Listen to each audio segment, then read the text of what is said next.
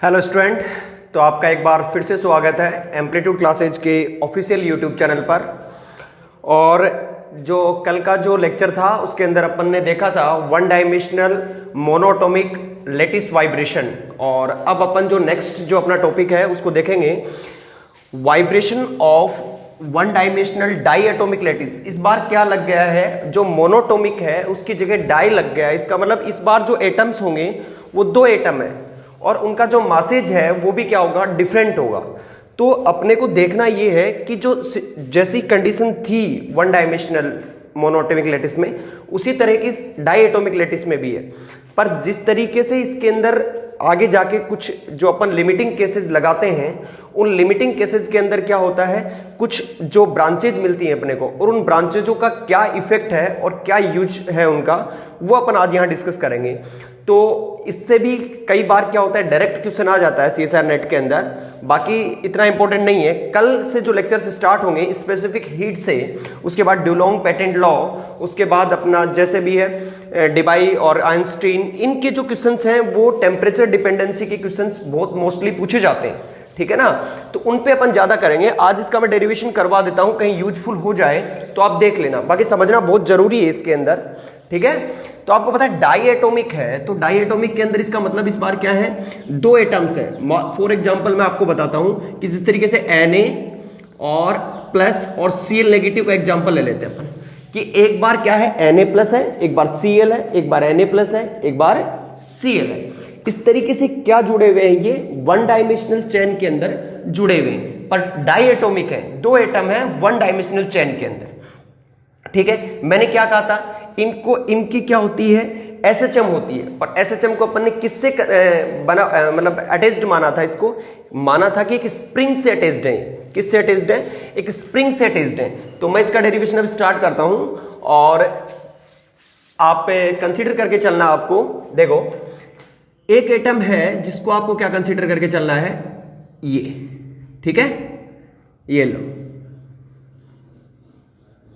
इस एटम के बाद मान लो कि वो एटम छोटा एटम है, उसको एक मान लो मास में डिफरेंट है ना, तो मैं इसको छोटा एटम कंसीडर करके चलता हूं, ठीक है। वापस से स्प्रिंग, और इसके बाद क्या आएगा, वापस से बड़ा है, उसके बाद वापस से स्प्रिंग कनेक्टेड है, उसके बाद वापस छोटा एटम, और इस तरीके से अपना एटम अरेंजमेंट है, ठीक है।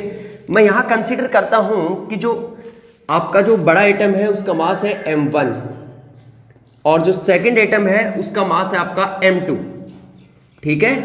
तो ये वापस किसका हुआ, m1, और ये किसका हुआ, m2, और ये कौन सा एटम है, m1, और वही क्या है, बीटा इसका कांस्टेंट है। क्लियर है सारा, यहां तक कोई दिक्कत नहीं होनी चाहिए। क्यों, डेरिवेशन क्या है इसका थोड़ा बड़ा है और अपन आज ही इसको कंप्लीट करेंगे, तो थोड़ा लेंदी हो सकता है ये, बट आपको समझना अच्छे से, ठीक है। अब देखो, मैं यहां आपको साइड में पहले ही कंसीडर करवा देता हूं। देखो, आपको लेट अस कंसीडर कि m1 is greater than m2। इसका मतलब क्या है, जो मास ऑफ m1 है वो बड़ा है m2 से, ठीक है। तो देखो, इसको मैं जो है इसका डिस्प्लेसमेंट है, इसका डिस्प्लेसमेंट, ठीक है, और इसका डिस्प्लेसमेंट, इसका डिस्प्लेसमेंट मैं u2n मानता हूं, ठीक है।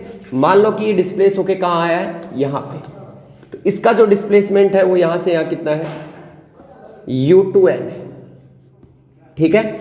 और इसका जो डिस्प्लेसमेंट है वो कितना होगा, बताओ मेरे को, u2n और प्लस 1 कंसीडर करना है, ठीक है। सेम सिचुएशन से इस एटम का जो आपने डिस्प्लेसमेंट किया है उसी तरीके से इस एटम का भी डिस्प्लेसमेंट होगा, और वो कितना होगा, वो आपका होगा u2n प्लस 2 कंसीडर करना है, ठीक है। बताऊंगा अभी मैंने u2n क्यों लिया इसको, ठीक है। और इस एटम का कितना डिस्प्लेसमेंट हुआ है, वो आपका हुआ है कितना, u2n माइनस 1। मैं यहां पे n क्यों नहीं लेके चला भाई, ऐसे बोल भी सकते हो ना कि भाई आपने पहले वाले जो वन डायमेंशनल मोनोटोमिक लेटिस था उसमें तो n कंसीडर करके चल रहे थे, यहां पे आपने u2n कंसीडर कर लिया।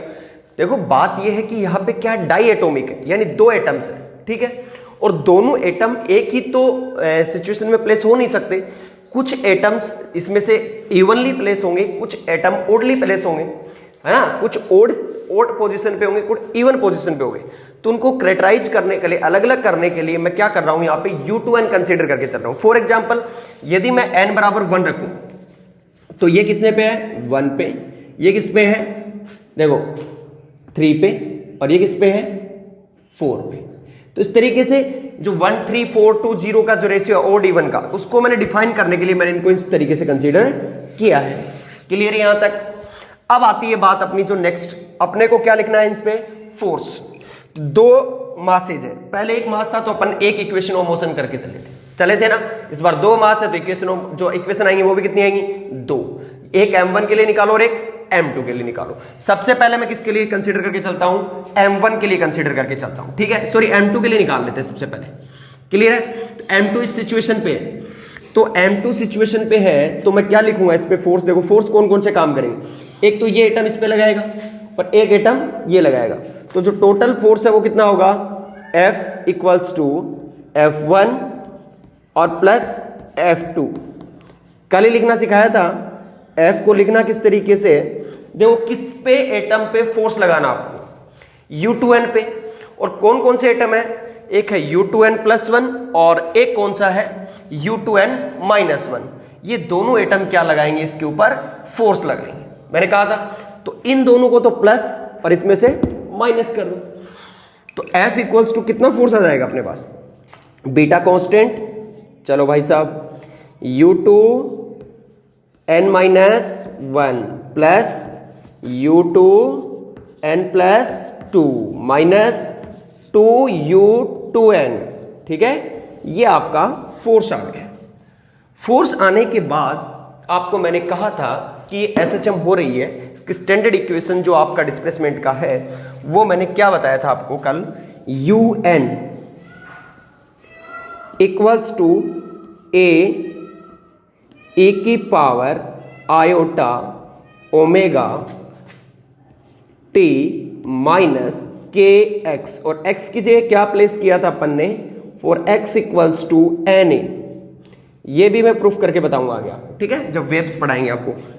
UN इक्वल्स टू, इस बार UN की जगह क्या है, 2N, तो यहां पे भी क्या पहले हो जाएगा, ए की पावर आयोटा ओमेगा टी और माइनस क्या होगा, 2N A और K, ये आपका क्या होगा, डिस्प्लेसमेंट होगा।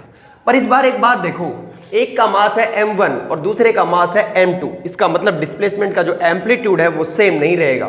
भाई एक तो आप 2 kg की बॉल को आप बाउंस करो, एक 5 kg की बॉल को बाउंस करो, तो जो मास है उसमें जो एम्पलीट्यूड है ऊपर नीचे जो होंगी वेव्स इस तरीके से, तो वो जिसमें डिफरेंस आएगा नहीं आएगा, एम्पलीट्यूड का जो कांस्टेंट है, तो जो कांस्टेंट है उसको अपन अलग अलग मान के चलेंगे, m1 के लिए अलग, m2 के लिए अलग।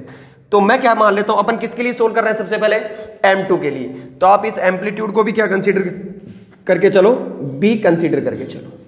क्लियर है? ये कोई जरूर नहीं है a और b, कोई भी कंसीडर कर सकते हो, बस एक सिस्टमेटिक वे के लिए मैंने क्या कंसीडर किया, इसको b कंसीडर किया है। आप भी इसको क्या कर सकते हो, किसी सिस्टमेटिक वे के लिए a और b कहीं भी अलग, एक कांस्टेंट है, ठीक है ना, कांस्टेंट को कहीं भी प्लेस कर सकते हो, ठीक है, यहां तक क्लियर है। चलो भाई साहब, अब इस इक्वेशन को थोड़ा सोल्व कर लेते हैं, ताकि एक इक्वेशन आ जाती है, उसके बाद अब इसको रिमूव करेंगे, ठीक है।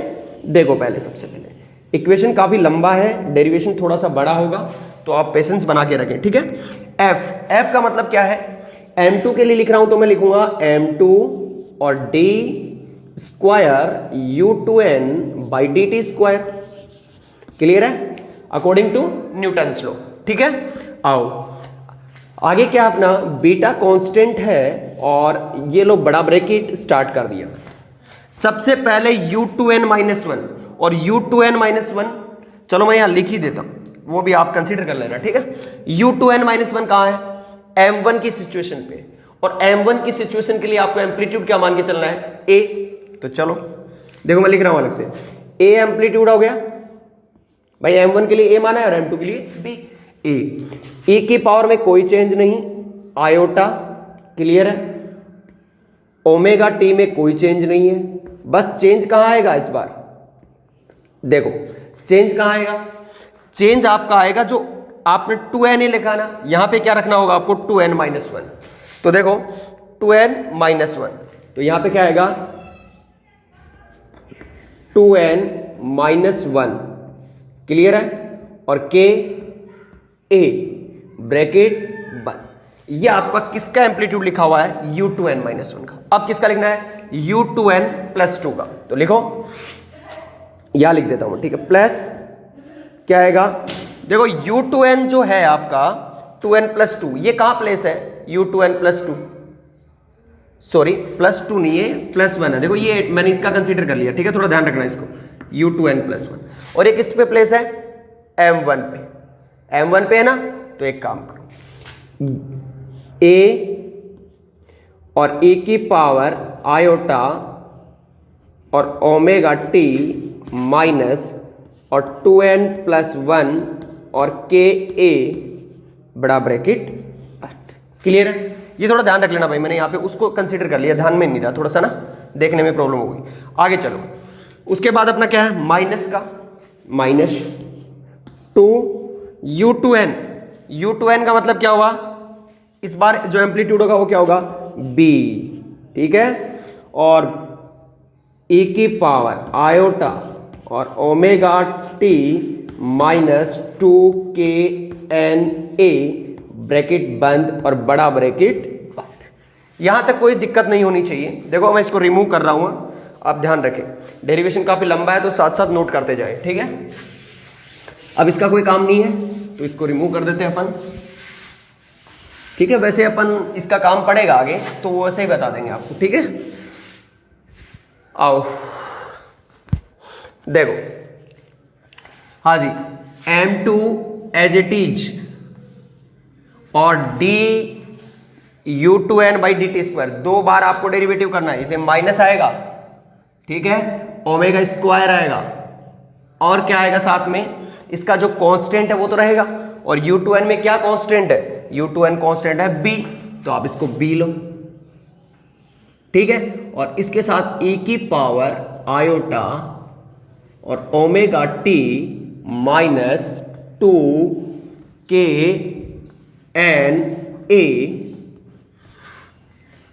कंसीडर करके चलना है। मैं करता हूं ना, एक सेकेंड, थैंक यू। मुझे तो बोल रहे बोले मुंह से खड़ा हुआ चल गया।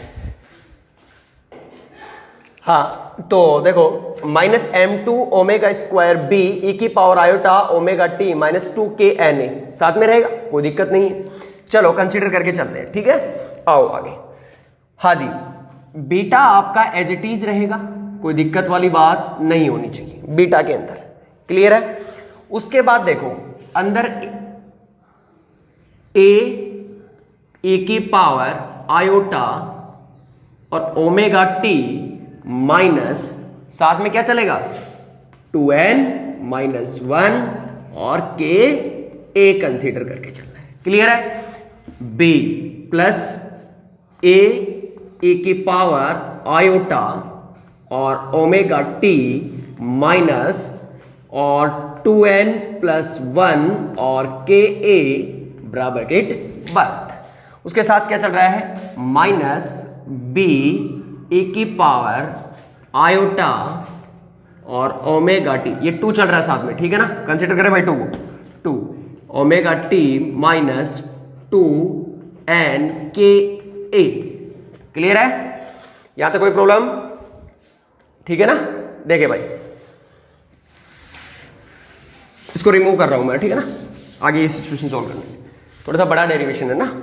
देखो ये जो पार्ट है इसके अंदर e की power iota omega t minus 2kna, ये सभी के अंदर है, फॉर एग्जाम्पल सभी के अंदर। देखो मैं दिखाता हूं कैसे, मैं यहां से इसको कैंसिल आउट करता हूं, ठीक है, तो यहां से तो मेरे पास क्या बचेगा माइनस m2 और ओमेगा स्क्वायर b, क्लियर है, ये तो आपका ये आ गया, इक्वल्स टू बीटा, क्लियर है, बीटा और ब्रेडा a रहेगा, e की power iota omega t minus 2n के, और ये भी माइनस 2n के, कैंसिल, माइनस माइनस प्लस, सिर्फ बचेगा क्या आपका, देखो ये इसके अंदर बचेगा क्या, ए की पावर, और सिर्फ बचा क्या, माइनस माइनस प्लस हो गया तो प्लस आयोटा के ए इसके अंदर बचेगा ओनली, ठीक है। प्लस ए और ए की पावर आयोटा ओमेगा टी तो कैंसिल आउट हो जाएगा, माइनस कैंसिल और माइनस माइनस ए की पावर माइनस आयोटा के। क्लियर है, कोई दिक्कत नहीं होना चाहिए भाई, ठीक है ना, ध्यान रखें। तो अब आगे क्या है, प्लस सॉरी माइनस 2 और b, ये पूरा कैंसिल आउट हो गया। देखो e की power iota omega t minus 2n के बड़ा ब्रैकेट बंद। क्लियर है यहां तक। अब देखो -m2 ओमेगा स्क्वायर और b इक्वल्स टू बीटा, और क्या बचा अंदर, क्या आएगा a, और ये किसका फॉर्मूला बन गया 2 cos के ए और -2b। क्लियर है। अब इस b को इधर लेके आओ तो -m2 ओमेगा स्क्वायर b, और इधर आएगा तो +2 और बीटा और b, और इसको इधर लेके आओ तो क्या आएगा -2 cos के ए और a इक्वल्स टू 0। ये इधर आएगा तो माइनस में आएगा। हाँ जी, यहां से b कॉमन ले लो तो इसको a को b कॉमन लोगे तो क्या बचा, अंदर क्या बचेगा -m2 ओमेगा स्क्वायर और b m2 omega square, b common आ गया, +2 बीटा, ठीक है 2 बीटा आ गया। अब चलो, और माइनस क्या बचा 2 cos के ए और कैपिटल ए साथ में है। ये एक इक्वेशन आ गई है जो किसके अंदर है, ए और बी के अंदर। सेम सिचुएशन की इक्वेशन आएगी जो किसके अंदर आएगी, वो आपकी जो इक्वेशन आएगी वो आएगी किसके अंदर, आपका आएगा जो ये M2 में आई है वो किसके अंदर आएगी, M1 के अंदर आएगी। सेम इक्वेशन आएगी, सेम सॉल्यूशन है। बस बता दूं, अब M2 के लिए सोल्व करना आपको, M2 के लिए सोल्व कर लिया, M1 के लिए, M1 की पोजीशन क्या U2n+1 पे है, क्या है कि नहीं है। इस पोजीशन पे देखो पहले वीडियो में M1 रखा हुआ नहीं रखा हुआ, रखा हुआ है। इस पे 2 फोर्स काम करेंगे, एक 2n+2 वाला काम करेगा, एक U2n काम करेगा, तो टोटल फोर्स क्या आ जाएगा अपना U, ठीक है बीटा, और कौन कौन फोर्स लगा रहा है U2n और प्लस U2n+2, और माइनस कौन सा होगा 2U2n+1। ये आपकी इक्वेशन बन गई किसके लिए, तो आपका ये किसके लिए आ गया, M1 के लिए आ गया, ठीक है। और ये किसके लिए था, M2 के लिए, M2 के लिए, सॉरी ये देखो बीटा भी आएगा यहां पे, ठीक है ना, ये ध्यान रखना 2 बीटा। ये इक्वेशन फर्स्ट दे दो आप। सेम इक्वेशन इस तरह की सोल्व करोगे तो बस चेंज कितना आएगा, b की जगह a आएगा, ठीक है, -m2 की जगह m1 आएगा।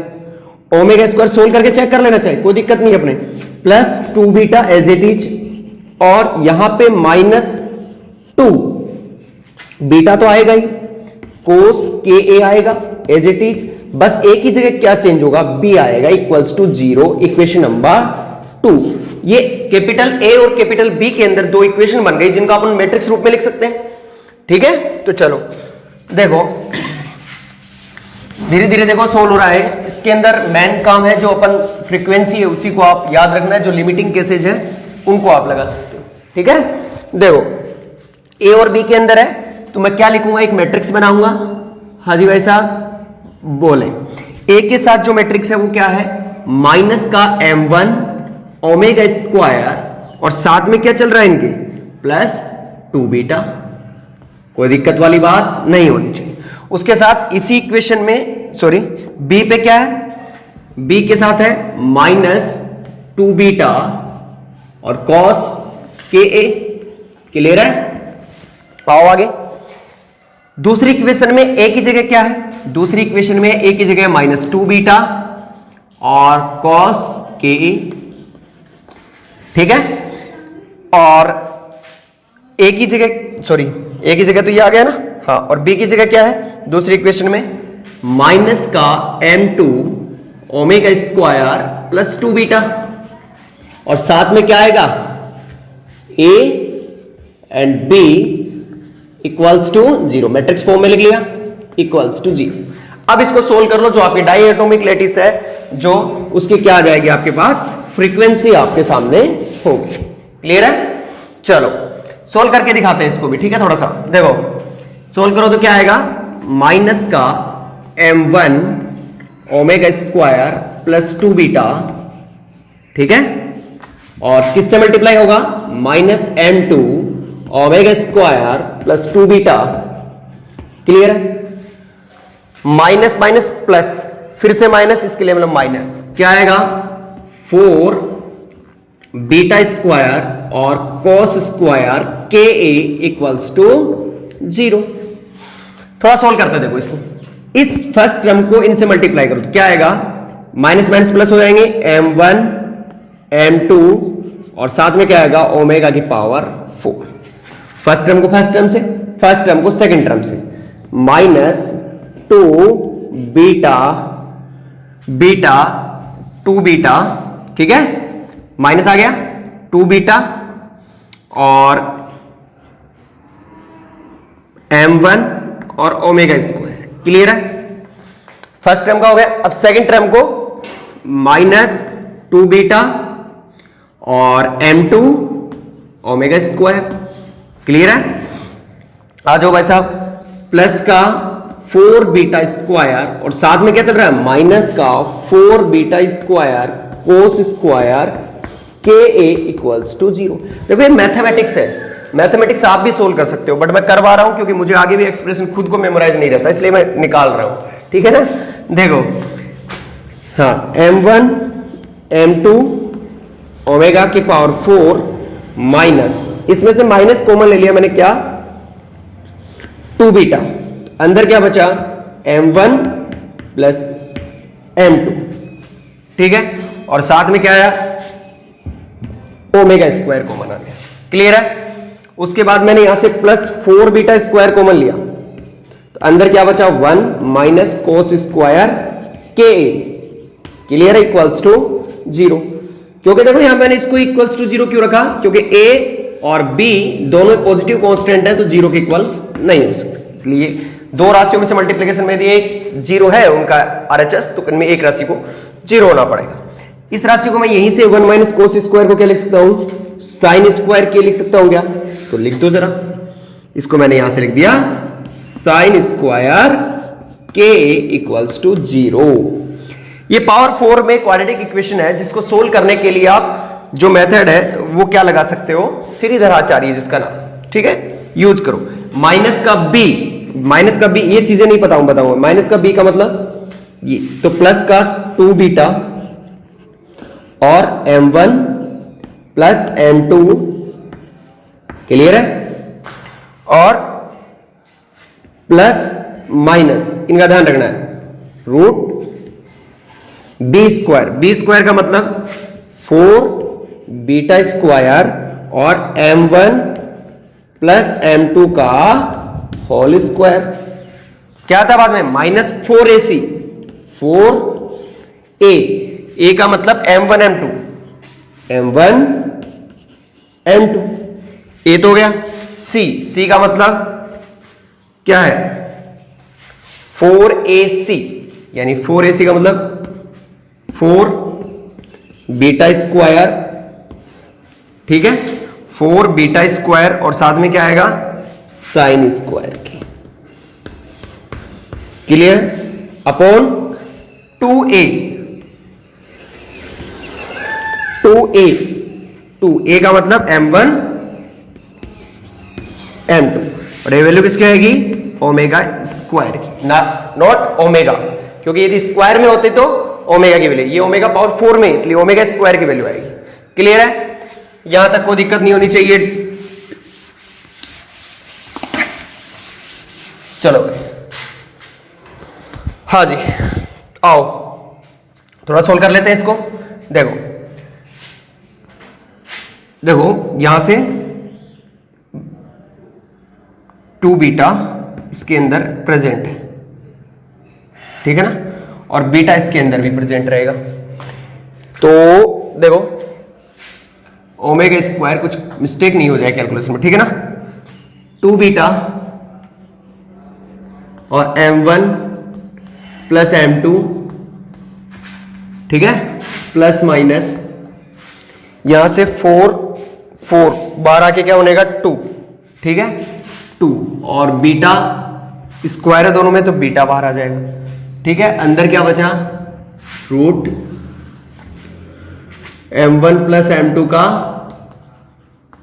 होल स्क्वायर और माइनस 4 और क्या है m1 m2 और साइन स्क्वायर k, क्लियर है, साइन स्क्वायर k, बीटा बाहर आ गया यहां पे, अपॉन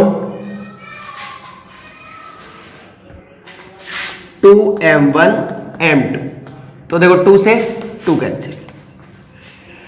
अब देखो ओमेगा स्क्वायर इक्वल्स टू, यदि इसमें भाग लगाओगे तो बीटा, अंदर क्या बचा 1 upon m2 plus 1 upon m1, clear है, प्लस माइनस अंदर क्या बचा बीटा और रूट, ठीक है, m1 plus m2 upon m1 m2 का होल स्क्वायर। कैसे, देखो ये रूट के अंदर जाएगा तो स्क्वायर होके जाएगा और ये ऊपर स्क्वायर है तो दोनों का स्क्वायर लगा दिया मैंने, माइनस 4 साइन स्क्वायर के, क्लियर है, m1 m से कैंसिल आउट। ये आपकी फ्रीक्वेंसी आ गई है diatomic one dimensional lattice vibration के लिए, और इसी से आपको क्या बतानी है, चीजें बतानी है। अब देखो इसकी 2 फ्रीक्वेंसी पॉसिबल है, ये मत बोलना नेगेटिव आ जाएगी, नेगेटिव नहीं आएगी, ठीक है, क्योंकि देखो ये राशि सेम है, इस राशि में से कुछ सब्ट्रैक्ट हो रहा है, उसके बाद ये सब्ट्रैक्ट होगी, तो इसका मतलब नेगेटिव होना पॉसिबल नहीं है, दोनों पॉजिटिव होंगे और पॉजिटिव फ्रीक्वेंसी का मीनिंग होता है, ठीक है। तो ऐसे मत समझना नेगेटिव वाला साइन नहीं लेंगे क्योंकि नेगेटिव हो जाएगी, नेगेटिव नहीं होगी, समझ रहे हो ना बात। देखो अब देखो इस फ्रीक्वेंसी को मैं कैसे लिख सकता हूं, क्या ओमेगा स्क्वायर प्लस एक बार और एक बार ओमेगा स्क्वायर नेगेटिव, ठीक है। एक को बोलेंगे अपन ऑप्टिकल ब्रांच, ऑप्टिकल ब्रांच, ठीक है, ऑप्टिकल ब्रांच। एक को बोलेंगे अपन एकॉस्टिकल ब्रांच। एकॉस्टिकल ब्रांच और ऑप्टिकल ब्रांच इनके नेगेटिव साइन के आधार पे और पॉजिटिव साइन के आधार पे नहीं, आपको बताएंगे कि जो ये वर्ड्स है, देखो जैसे एकॉस्टिकल वर्ड ग्रीक वर्ड है और ग्रीक में इसका मीनिंग होता है क्या, सुनना। एकॉस्टिकल का मतलब क्या होता है, सुनना। तो इसको आप किससे रिलेट कर सकते हो, साउंड वेव से। तो मतलब जब लेटिस वाइब्रेशन पे आप साउंड वेव मतलब साउंड से इफेक्ट डालोगे तब आपको क्या होगा, जो फ्रीक्वेंसी मिलेगी वो कौन, ब्रांच जो मिलेगी वो कौन सी मिलेगी, एकॉस्टिकल। ऑप्टिकल का मतलब होता है लाइट का मतलब होता है देखना, और लाइट वेव मतलब कौन सी होती है, इलेक्ट्रोमैग्नेटिक वेव्स। और जब इनको आप लेटिस वाइब्रेशन पे आप फोर्स करवाओगे तब जो ब्रांच मिलेगी या जब जो फ्रीक्वेंसी मिलेगी वो कौन सी होगी, आपकी ऑप्टिकल। क्लियर है, कोई दिक्कत यहां तक नहीं होनी चाहिए। अब एक चीज देखो, सबसे पहले मैं प्लस के लिए बात कर लेता हूं, ठीक है। अब ध्यान रखिए भाई, क्योंकि अपने को जो ग्राफ चाहिए ना वो दोनों ग्राफ चाहिए। देखो सबसे पहले मैं प्लस के लिए बात कर लूं, क्लियर है, तो करो बात। फर्स्ट केस है आपका कि मैं k टेंस टू 0 ले जाऊं, इसका मतलब वैल्यू 0 की तरफ टेंस कर रही है और 0 की तरफ टेंस कर रही है, तो साइन k भी किधर टेंस करेगा, 0 की ओर। इसका मतलब वैल्यू कितनी होगी, साइन 0 की वैल्यू कितनी होती है, 0। अप्रोक्सीमेट टेंस कर रहा है ना, तो 0। वैसे एक्सप्रेशन खोलने की जरूरत नहीं है आप, तो ये वाली टर्म 0। तो यहां से क्या आ गया, omega plus square equals to, जो वैल्यू मिली है वो मिली आपकी बीटा, और अंदर क्या हुआ, ये और ये क्वांटिटी सेम है, चेक कर लो, इसका स्क्वायर से रूट कैंसिल, तो ये और ये कितना हो जाएगा 2 बीटा, और वैल्यू कितनी मिलेगी 1/m2 प्लस 1/m1। क्लियर है? तो आपको ग्राफ किस किस के बिटवीन प्लॉट करना है, ओमेगा और के बिटवीन। ये लो भाई साहब, ये आपका ओमेगा है और ये आपका क्या है, सॉरी, ये ओमेगा और ये के। तो मैं क्या कह रहा हूं कि ओमेगा प्लस जब के 0 है तब क्या मिल रहा है ये, तो इसका मतलब क्वांटिटी कहां है, कुछ यहां टेंस करेगी, यहां टेंस करेगी, तो ये वैल्यू कौन सी आ गई, ये वैल्यू आ गई अपनी ओमेगा की वैल्यू कितनी आएगी, रूट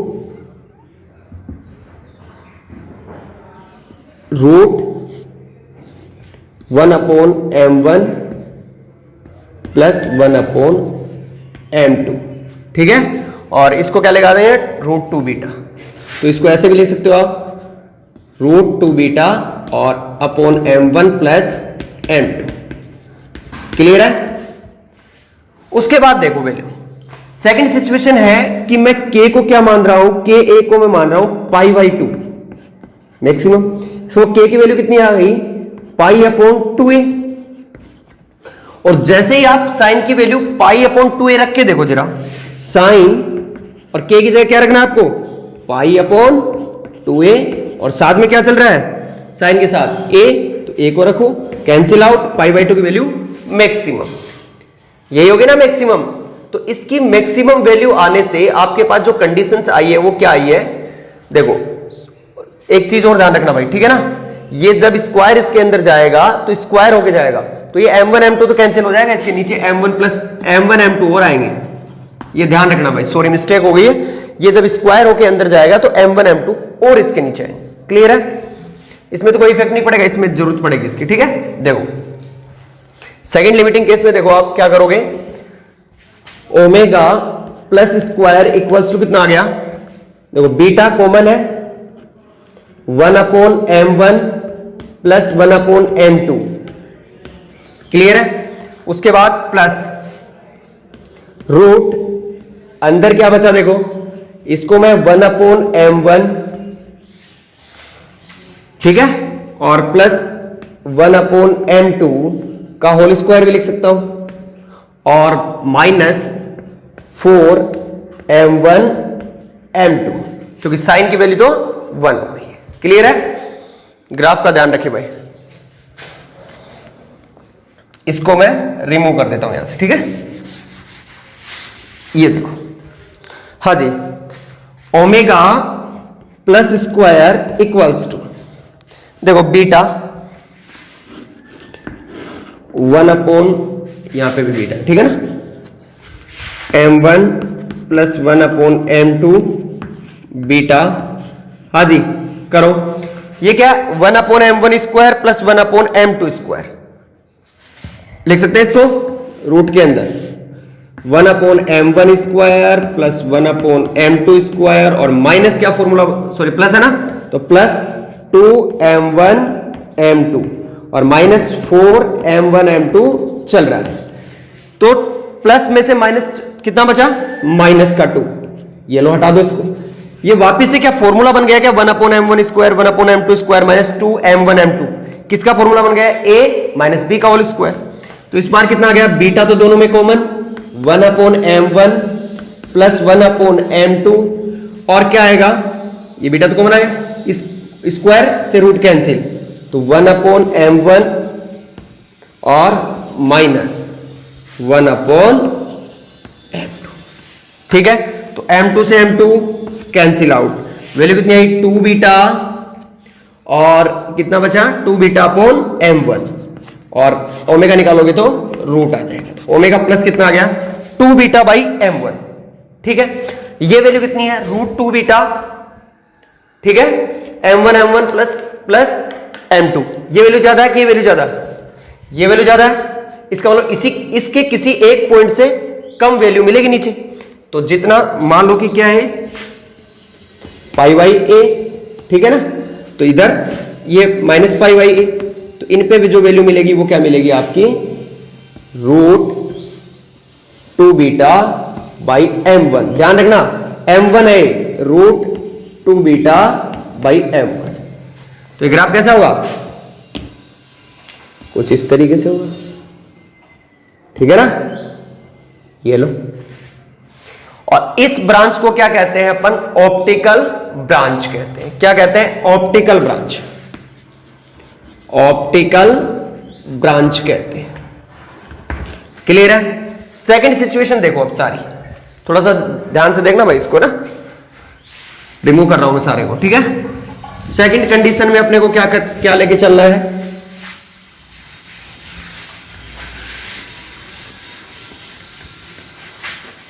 कहां का वैल्यू है? k upon pi upon 2a और minus pi upon 2a। k की वैल्यू दोनों है ना, ये वैल्यू। क्लियर है? आओ अब बात करते हैं ओमेगा नेगेटिव के लिए। ओमेगा नेगेटिव स्क्वायर का मतलब क्या हुआ? यहां पे वैल्यू इस बार प्लस ना होके क्या होगी? माइनस। सबसे पहले वही कंडीशन k टेंस टू 0, तब k टेंस टू 0 इसका मतलब ये सलट गया, ये वैल्यू इक्वल, दोनों सबट्रैक्ट हो रही है, वैल्यू 0, इसका मतलब ओमेगा नेगेटिव वैल्यू 0। तो अपन क्या बोल सकते हैं इसको कि जब k की वैल्यू क्या है, इसको थोड़ा सा आप ऐसे करो, ढंग से बनाओ, देखो ठीक है। k की वैल्यू जब 0 है तब 0 है, ओमेगा नेगेटिव वैल्यू, ये ओमेगा प्लस की वैल्यू, ठीक है। अब आप क्या करो, सेकंड सिचुएशन लगाओ, जब k equals to pi upon 2a है, तब क्या होगा? तब इस बार जब आप सोल्व करोगे तो वैल्यू क्या होगी? ये वैल्यू वापस 1, 4m1 m2, पर इस बार ये माइनस है, इसकी वजह से देखो ये वैल्यू आएगी बीटा, तो कॉमन आ गया था 1 upon m1 plus 1 upon m2, पर इस बार माइनस बाहर है ना, इसलिए 1 अपॉन माइनस m1 और माइनस माइनस प्लस m2, तो ये तो कैंसिल आउट हो गया। इस बार क्या बचेगा? m2 बचेगा, इसलिए ओमेगा की जो नेगेटिव की वैल्यू आएगी वो कितनी आएगी? √2 बीटा m2, ठीक है। m1 ज्यादा है कि m2? m1 ज्यादा है, इसका मतलब वैल्यू कहां मिलेगी? इससे तो कहीं कम ही मिलेगी, मतलब यहां मिलेगी कुछ। पहले बता चुका हूं कि m1 ज्यादा है, तो ये वैल्यू, ठीक है। तो ये वैल्यू किस तरीके से आएगी? जैसे आपके लीनियर ग्राफ में उसके अंदर फर्स्ट वाले में। तो ये आपका क्या हो गया है, इन दोनों के बीच में कुछ डिफरेंस आ रहा है, आ रहा कि नहीं आ रहा?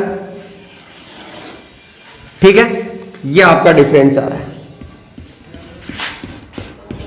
और इसी को क्या बोलते हैं? फोरबिडन रीजन या बैंड गैप, ठीक है। फोरबिडन रेंज या बैंड गैप, ऑप्टिकल, और ये कौन सी है? अकॉस्टिकल ब्रांच, और ये कौन सी है? Optical branch. तो ऑप्टिकल और अकॉस्टिकल ब्रांच में दोनों में क्या है? फोरबिडन। मान लो कि m1 m2 इक्वल हो जाए, क्या हो जाए? इक्वल हो जाए, तब तो ये दोनों क्या रहेंगे? m2 और m1 इक्वल है, तो ये दोनों वैल्यू क्या रहेंगे? इक्वल। तो मैं क्या बोल सकता हूं इनको, ये दोनों वैल्यू इक्वल हुई तो, दोनों वैल्यू इक्वल हुई तो क्या हुआ? देखो, ठीक है। तो ये तो आपका ऊपर वाला ग्राफ, और ये आपका नीचे वाला ग्राफ, ठीक है। इस बार इसका रीजन नहीं है, पर इसकी जो बाउंड्री है ना, उस बाउंड्री से ऊपर ऑप्टिकल होगा, ऑप्टिकल, और नीचे अकॉस्टिकल होगा। फॉरबिडन रीजन तो खत्म हो गया, क्योंकि m1 m2 की वैल्यू 1 हो गई, इक्वल हो गई, और इक्वल होते ही ये गैप क्या हो गया? 1, क्योंकि वैल्यू दोनों इक्वल है, तो दोनों का पॉइंट क्या होगा? ये वाला पॉइंट और ये वाला पॉइंट क्या हो जाएगा? एक हो जाएगा, ठीक है। और फॉरबिडन रीजन क्या हो जाएगा? खत्म हो जाएगा। तो ये कंडीशन है आपकी वन डायमेंशनल मोनोटोमिक लेटिस के अंदर, ठीक है। एक और ध्यान रखना, आप जैसे इक्वेशन को सोल्व करोगे दोनों को, तो ध्यान रखना, ठीक है। तो एक चीज ध्यान रखें, थोड़ा सा देखो आप, लास्ट फाइनल देखो, जब आप दो इक्वेशंस है जब सोल्व करोगे तो m1 m2 का जो रेशियो है वो a अपॉन b का रेशियो एक में आएगा -m1 m2, ठीक है। जब इसको सोल्व करोगे तब ये आपको काम की नहीं, बस बता रहा हूं जनरल। और एक a अपॉन b का जब रेशियो सोल्व करोगे तो आएगा 1। इसका मतलब क्या हुआ? ये दोनों जब ऑप्टिकल ब्रांच में होंगी तब क्या कंडीशन होगी कि एक जो बड़े वाला आइटम है वो इस तरीके से आपके इस तरीके से होंगे और छोटे वाले टर्म इस तरीके से, ठीक है, इस तरीके से चलेगा आगे। और A/B का रेशियो 1 है अकोस्टिकल में, इसलिए क्या होगा, एक ही टाइप से आपके ये बड़ा, ये छोटा, ये बड़ा, ये छोटा और ये बड़ा, ये छोटा, इस तरीके से चले, ठीक है। ये आपका था क्या, वन डायमेंशनल मोनोटोमिक लैटिस। इसके बारे में कुछ और लिमिटिंग केसेस हैं जो नेक्स्ट वीडियो में देखेंगे। और जो आपका जो वैल्यू थी वो उसकी मेडुलम कांस्टेंट के इक्वेशंस थे वो मैंने डाल दिए हैं। जिनने नहीं किए वो पहले उन मेडुलम कांस्टेंट के इक्वेशंस को कीजिए, उसके बाद ही डिस्कस करूंगा यहाँ पे, ठीक है। फिर से लास्ट लाइन आज के लिए, लाइक कमेंट और शेयर जरूर करें, जैसा भी हो आप कमेंट करके हमें बता दें। नेक्स्ट टाइम में हम जरूर हमारे अंदर इंप्रूवमेंट करेंगे, ठीक है। धन्यवाद।